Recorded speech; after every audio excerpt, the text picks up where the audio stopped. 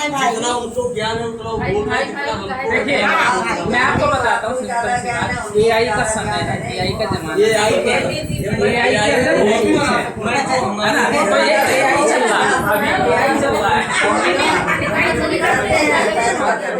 अच्छा पंडित जी, मैं आपसे जानना चाहता हूँ, जो एक गायत्री के विषय में हुआ था, आप लोग दोनों ब्राह्मण लोग हैं, तो हमारे कहने को उसके ऊपर जो आपने विच्छेद किया, ज्ञान दिया लोगों के बीच में, तो मैं वो जानना चाहता हूँ कि उसका सही अर्थ क्या है। गायत्री का मतलब होता है ब्रह्म। गायत्री 3 तरह से गाई गई है, जो 3 और मकार से ओम बना है। ओम से गायत्री शब्द का निर्माण, और इसको विश्वामित्र जी को अर्ध गायत्री का ज्ञान था।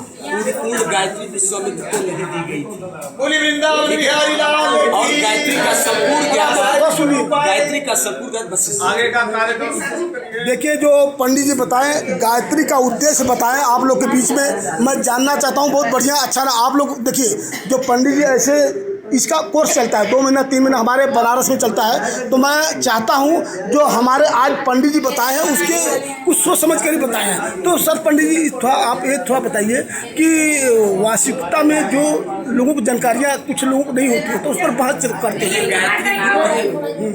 गायत्री का मंत्र जो है मन में किया जाता है। गायत्री का उच्चारण जोर से नहीं किया जाता है, सुन लीजिए। और गायत्री अगर किसी के कर्णपुटों में अनायास चली जाए, जो आज लोग प्रचार प्रसार कर करके गायत्री का प्रचार कर रहे हैं, यूट्यूब या मोबाइल पर बजा रहे हैं, इसलिए मंत्र जो है श्रीहीन हो गया। सुन लीजिए, मंत्र क्यों श्रीहीन हो गया? क्योंकि मंत्र का सही ज्ञान, सही उसका निरूपण, सही उसकी व्याख्या, सही उसकी व्याख्यात्मक ढंग से उसका निरूपण नहीं कर पाते हैं, उसको पल्लवित नहीं कर पाते हैं, उसको सृजनात्मक ढंग से, सहज ढंग से उसको ले नहीं पाते हैं। इसलिए गायत्री मंत्र जो श्रीहीन हो गया।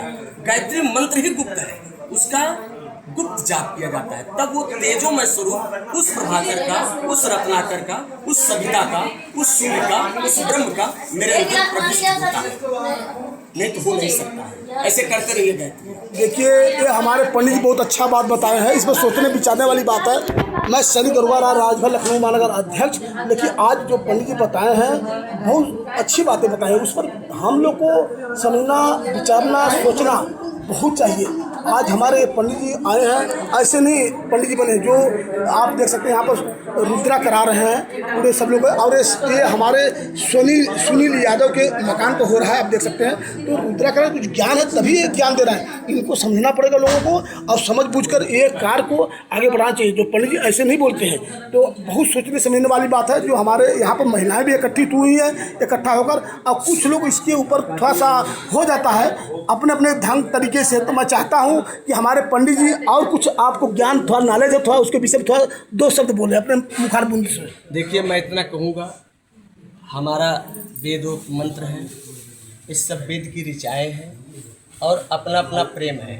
जित मंत्र के ऊपर जब तक आपका लालित्य, लास्य और प्रेम जब तक जागृत नहीं होगा, तब तक आप बुक ज्ञान कर करके, ज्ञान ले करके और पढ़ करके आप ज्ञानी नहीं हो सकते। वो 2.5 अक्षर है, वो 2.5 अक्षर ओम भी है, 2.5 अक्षर गायत्री है, 2.5 अक्षर में सब समाहित है, 24 अक्षर गायत्री है, और उस 24 अक्षर में पूरा ब्रह्मांड समाया हुआ है। समझिए, एक एक मंत्र का सही से जब तक हम निरूपण नहीं करेंगे, तब तक उस तथ्यात्मक तत्व रूपी स्वरूप का, उस ब्रह्म का, उस ब्रह्मणत्व तब आता है। किसी भी जीव के अंदर ब्रह्मणत्व आ जाएगा जब तक उसके अंदर आदर्श नहीं होगा, प्रेम नहीं होगा, संहिता नहीं होगी, आचार विचार अच्छे नहीं होंगे, तभी उसके अंदर ब्राह्मणत्व आता है। ब्राह्मण का मतलब नहीं कि मैंने ब्राह्मण कुल में जन्म लिया तो हम ब्राह्मण हो गए, नहीं। जब तक मेरे अंदर ब्राह्मणत्व का अंश न जागृत हो, वो क्या है?